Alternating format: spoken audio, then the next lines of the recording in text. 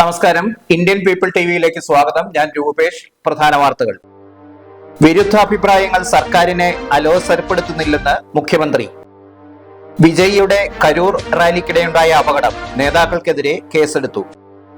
ലൈംഗിക അതിക്രമ കേസിൽ സ്വാമി ചൈതന്യാനന്ദ സരസ്വതിയെ അറസ്റ്റ് ചെയ്തു. പെരുമ്പാവൂരിൽ വൻ ലഹരിവേട്ട, സ്ത്രീ അറസ്റ്റിൽ. വാർത്തകൾ വിശദമായി. വിരുദ്ധാഭിപ്രായങ്ങൾ സർക്കാരിനെ അലോസരപ്പെടുത്തില്ലെന്ന് മുഖ്യമന്ത്രി. വിരുദ്ധാഭിപ്രായങ്ങൾ സർക്കാരിനെ അലോസരപ്പെടുത്തുന്നില്ലെന്ന് മുഖ്യമന്ത്രി പിണറായി വിജയൻ അറിയിച്ചു. രാജ്ഭവൻ പ്രസിദ്ധീകരിക്കുന്ന ത്രൈമാസികയായ രാജഹംസ് പ്രകാശനം ചെയ്ത് സംസാരിക്കവെയാണ് മുഖ്യമന്ത്രിയുടെ ഈ പരാമർശം. സർക്കാരിനെ അനുകൂലിക്കുന്നതോ വിമർശിക്കുന്നതോ ആയ ലേഖനങ്ങൾ മാസികയിൽ വരാമെന്നും അത്തരം അഭിപ്രായങ്ങൾ ലേഖകന്റേത് മാത്രമാണെന്നും മുഖ്യമന്ത്രി വ്യക്തമാക്കി. ശശി തരൂർ എംപിക്ക് ആദ്യ കോപ്പി നൽകിയാണ് മുഖ്യമന്ത്രി മാസികയുടെ പ്രകാശനം നിർവഹിച്ചത്. ഗവർണർ ആർലേക്കറും മുഖ്യമന്ത്രിയും ചേർന്ന് വിളക്ക് കൊളുത്തിയാണ് ചടങ്ങ് തുടക്കം കുറിച്ചത്. വിജയിയുടെ കരൂർ റാലിക്കിടെയുണ്ടായ അപകടം, നേതാക്കൾക്കെതിരെ കേസെടുത്തു. നടൻ വിജയിയുടെ നേതൃത്വത്തിലുള്ള തമിഴക വെട്രി കഴകം സംഘടിപ്പിച്ച റാലിക്കിടെ കരൂരിൽ നിരവധി പേർ മരിക്കാനിടയായ സംഭവത്തിൽ പോലീസ് കേസെടുത്തു. ടി.വി.കെ സംസ്ഥാന general secretary Bussy Anand, joint secretary C.T. Nirmal Kumar, പരിപാടിക്ക് പോലീസ് അനുമതി ലഭിക്കാൻ കത്ത് നൽകിയിരുന്ന ടി.വി.കെ കരൂർ വെസ്റ്റ് ജില്ലാ ഭാരവാഹി T.P. മതിയഴകൻ എന്നിവർ ഉൾപ്പെടെയുള്ളവർക്കെതിരെയാണ് കേസ്. ഭാരതീയ ന്യായ സംഹിതയിലെ 4 വകുപ്പുകൾ ചുമത്തിയാണ് പോലീസ് കേസെടുത്തിരിക്കുന്നത്. മനഃപൂർവ്വമല്ലാത്ത നരഹത്യ, മറ്റുള്ളവരുടെ ജീവൻ അപായപ്പെടുത്തൽ,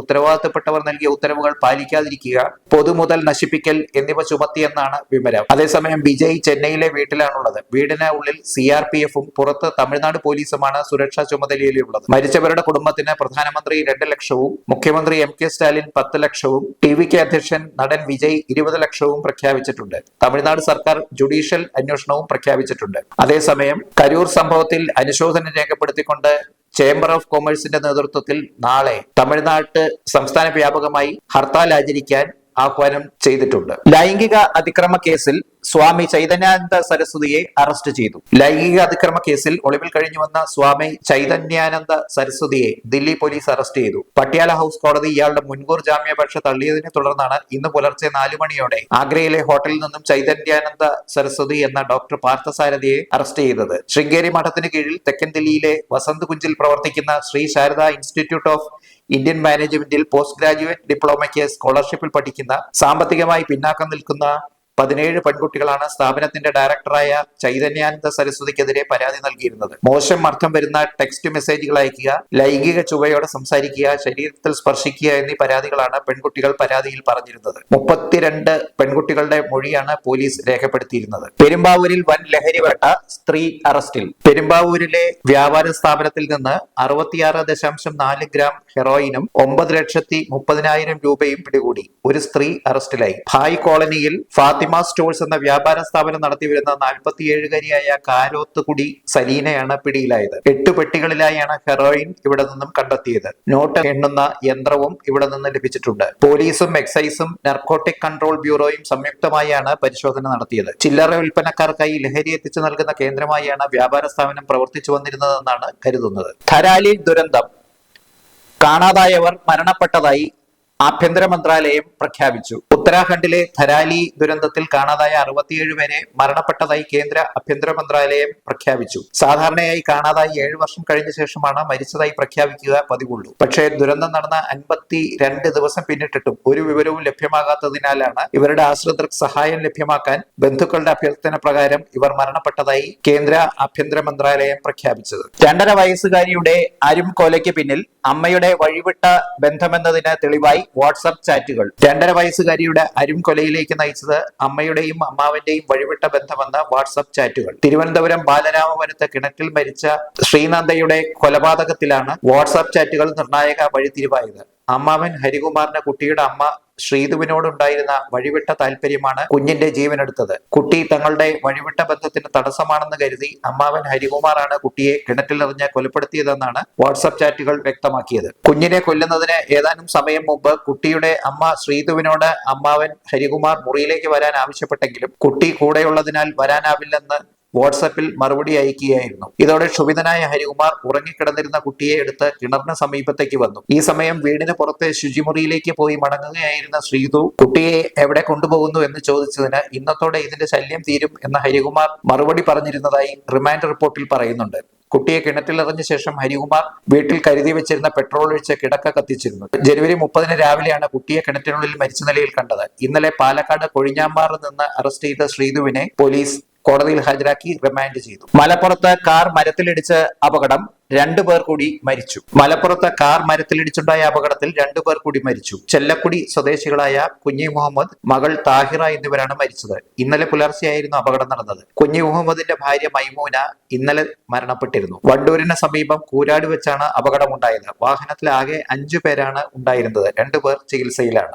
RSS ശതാബ്ദി പരിപാടികൾ ഇന്നു മുതൽ. രാഷ്ട്രീയ സ്വയം സേവക സംഘം RSSന്റെ ശതാബ്ദി ആഘോഷങ്ങൾക്ക് ഇന്ന് ആരംഭമായി. തൃശൂരിലെ ചാലക്കുടി മുതൽ കാസർകോട്ടെ മഞ്ചേശ്വരം വരെയുള്ള ഉത്തര കേരള പ്രാന്തത്തിന്റെ പരിപാടികൾക്കാണ് ഇന്നു മുതൽ സമാരംഭമായത്. ഒക്ടോബർ 5 വരെ 810 കേന്ദ്രങ്ങളിൽ പഥസഞ്ചലനവും 830 കേന്ദ്രങ്ങളിൽ പൊതുപരിപാടികളും നടക്കും. അടുത്ത വർഷം വിജയദശമി വരെ ആഘോഷ പരിപാടികൾ നീണ്ടു നിൽക്കും. ഇടവേള. പാലക്കാട് വരുമ്പോ പുതിയ കമ്മൽ വാങ്ങിച്ചരാന്ന് പറഞ്ഞിട്ട് ഒരു ചമ്മലും ഇല്ല അല്ലെ? എന്തിനു ഒരു കമ്മലാക്കുന്നേ? ഒരു ആഭരണ ഫാക്ടറിയിലേക്ക് എന്നെ കൊണ്ടുപോയേക്കാം. ഇഷ്ടം പോലെ വാങ്ങിച്ചു. ആഭരണ ഫാക്ടറിയോ? എവിടെ? ഇവിടെ പാലക്കാട് തന്നെ. വേഗം റെഡി ആയിക്കോ. പോവാം.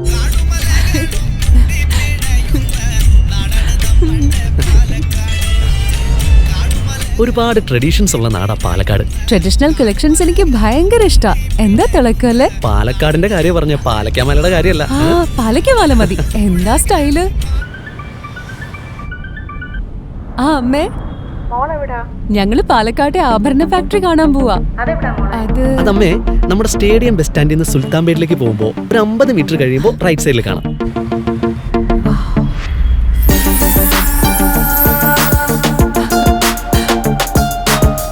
എന്താ സ്റ്റൈല്? കൊള്ളാലേ? Antique Chettinad temple light weight. ഏതാ വേണ്ടത്? എല്ലാം.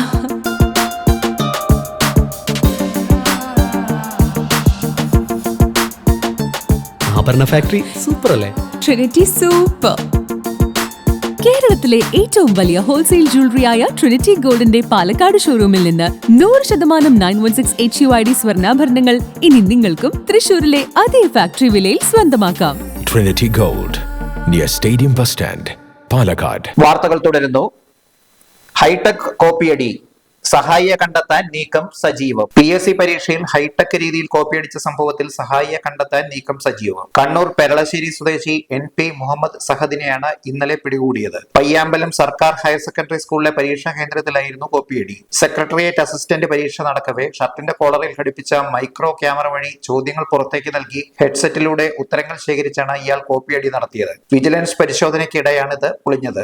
ഇത് ശ്രദ്ധയിൽപ്പെട്ടതോടെ വിജിലൻസ് വിഭാഗം ഇയാളെ പിടിക്കാൻ നീങ്ങിയതോടെ ഇറങ്ങി ഓടുകയായിരുന്നു. പിന്നീട് ഇയാളെ ടൗൺ പോലീസ് പിടികൂടി. പ്രതികൾ കൈവിലങ്ങുമായി രക്ഷപ്പെട്ടു. കൊല്ലത്തെ മോഷണ കേസിലെ പ്രതികൾ കൈവിലങ്ങുമായി രക്ഷപ്പെട്ടു. മോഷണ കേസിൽ തിരുവനന്തപുരം പാലോട് പോലീസ് കസ്റ്റഡിയിലുണ്ടായിരുന്ന അയ്യൂബ് ഖാൻ, സെയ്ദ് അലവി എന്നിവരാണ് രക്ഷപ്പെട്ടത്. കടക്കൽ ചെറുകുളത്ത് വെച്ച് മൂത്രമൊഴിക്കണമെന്ന ഇവരുടെ ആവശ്യത്തെ തുടർന്ന് വാഹനത്തിൽ നിന്ന് പുറത്തിറക്കിയപ്പോഴാണ് പ്രതികൾ പോലീസിനെ കബളിപ്പിച്ച് ഓടി രക്ഷപ്പെട്ടത്. ഇവരെ കണ്ടെത്താനായി തിരച്ചിൽ ഊർജിതമാക്കിയിട്ടുണ്ട്. മോഷണം, ഇതര സംസ്ഥാന തൊഴിലാളി പിടിയിൽ. വ്യവസായിയുടെ വീട്ടിൽ നിന്ന് 1.5 കോടിയുടെ സ്വർണ്ണ രത്നാഭരണങ്ങൾ മോഷ്ടിച്ച വീട്ടുവേലക്കാരനായ ഇതര സംസ്ഥാന തൊഴിലാളി പിടിയിൽ. തൃശൂരിലെ കുറ്റൂർ നൈതലക്കാവിലെ KV മോഹനന്റെ വീട്ടിൽ നടന്ന കവർച്ചയിലാണ് കൊൽക്കത്ത സ്വദേശിയായ കച്ച് ഷെയ്ഖിനെ പിടികൂടിയത്. ലോക്കറിൽ സൂക്ഷിച്ചിരുന്ന പണം താക്കോൽ ഉപയോഗിച്ച് തുറന്നാണ് മോഷണം നടന്നതെന്ന കണ്ടെത്തലാണ് കഷ്ചേക്കിന് വിനയായത്. കുടുംബാംഗങ്ങൾ 2 ദിവസം ക്ഷേത്ര ദർശനത്തിന് പോയിരുന്ന സമയത്താണ് മോഷണം നടന്നത്. 2 താക്കോലുകൾ ഉള്ളത് സൂക്ഷിച്ചു വെക്കുന്ന സ്ഥലം നോക്കിവെച്ച് എടുത്താണ് കഷ്ചേക്ക് ആഭരണങ്ങൾ മോഷ്ടിച്ചത്.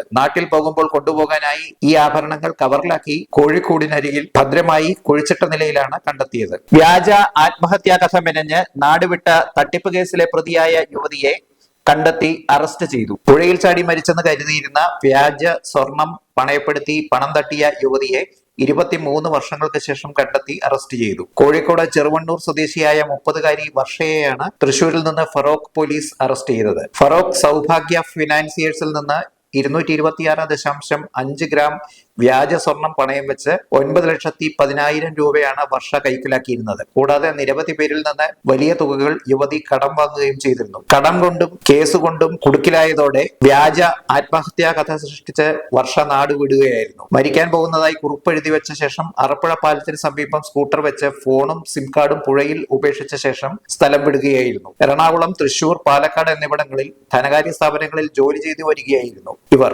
സൈബർ സെൽ പരിശോധനയിലും ശാസ്ത്രീയ പരിശോധനയിലും ഇവർ ജീവനോടെയുണ്ടെന്ന് കണ്ട പോലീസ് വർഷ ഇന്റർനെറ്റ് കോളുകൾ വഴി വീട്ടുകാരുമായി ബന്ധപ്പെടുന്നതായും കണ്ടെത്തി. ഇതോടെയാണ് ആളെ തിരഞ്ഞു കണ്ടെത്തി അറസ്റ്റ് ചെയ്തത്. ഭാര്യാപിതാവിനെ കാറിടിച്ചു കൊല്ലാൻ ശ്രമിച്ച യുവാവ് പിടിയിൽ. മലപ്പുറത്ത് ഭാര്യാപിതാവിനെ കാറിടിച്ചു കൊല്ലാൻ ശ്രമിച്ചയാൾ പിടിയിൽ. ഊർങ്ങാട്ടിരി മൈത്ര സ്വദേശിയാണ് പിടിയിലായ അബ്ദുൾ സമദ്. ഇയാളെ പൂക്കോട്ടൂർ പോലീസാണ് പിടികൂടിയത്. ഭാര്യ തന്റെ വീട്ടിൽ നിൽക്കാത്തതിന് പിന്നിൽ ഭാര്യാപിതാവാണെന്ന വിശ്വാസമാണ് കൊലപാതക ശ്രമത്തിൽ കലാശിച്ചത്. ഇന്നലെ രാത്രി ഭാര്യാപിതാവ് ഇടറോഡ് വഴി നടന്നു പോകുമ്പോൾ കാറുമായി പിന്നിലൂടെ വന്ന അബ്ദുൾ സമദ് കാറിടിച്ചു വീഴ്ത്തുകയായിരുന്നു. നാട്ടുകാർ കണ്ടാണ് സമദിനെ തടഞ്ഞത്. വിചാർ വിഭാഗ് പ്രവർത്തനോദ്ഘാടനവും അംഗത്വ വിതരണവും നടന്നു. KPCC വിചാർ വിഭാഗ് പാലക്കാട് ജില്ലാ പ്രവർത്തനോദ്ഘാടനവും അംഗത്വ വിതരണവും ഭാരവാഹികളുടെ ചുമതലയേൽക്കലും നടന്നു. DCC പ്രസിഡന്റ് A തങ്കപ്പൻ ഉദ്ഘാടനം നിർവഹിച്ചു. KB സുഗതൻ അധ്യക്ഷനായി. ജനറൽ സെക്രട്ടറിമാരായ V Ramachandran, C Balan, block president CV Satheesh, Chinganur Manoj, Vichar Vibhag സംസ്ഥാന general secretary advocate Sanjeev Kumar, professor Lakshmi Chandran എന്നിവർ പങ്കെടുത്ത് സംസാരിച്ചു. ശാസ്ത്രവേദി തൃശൂർ ജില്ലാ സെക്രട്ടറി PL ജോമി ഇന്ത്യ എന്ന ആശയവും ഇന്ത്യൻ നാഷണൽ കോൺഗ്രസും എന്ന വിഷയത്തെക്കുറിച്ച് പ്രഭാഷണം നടത്തി. PM ശ്രീവത്സൻ സ്വാഗതവും G അജിത് കുമാർ നന്ദിയും പറഞ്ഞു. പ്രധാന വാർത്തകൾ ഒരിക്കൽ കൂടി. വിരുദ്ധാഭിപ്രായങ്ങൾ സർക്കാരിനെ അലോസരപ്പെടുത്തുന്നില്ലെന്ന് മുഖ്യമന്ത്രി. വിജയിയുടെ കരൂർ റാലിക്കിടെയുണ്ടായ അപകടം, നേതാക്കൾക്കെതിരെ കേസെടുത്തു. ലൈംഗിക അതിക്രമ കേസിൽ സ്വാമി ചൈതന്യാനന്ദ സരസ്വതിയെ അറസ്റ്റ് ചെയ്തു. പെരുമ്പാവൂരിൽ വൻ ലഹരിവേട്ട, സ്ത്രീ അറസ്റ്റിൽ. വാർത്തകൾ സമാപിച്ചു. നന്ദി, നമസ്കാരം.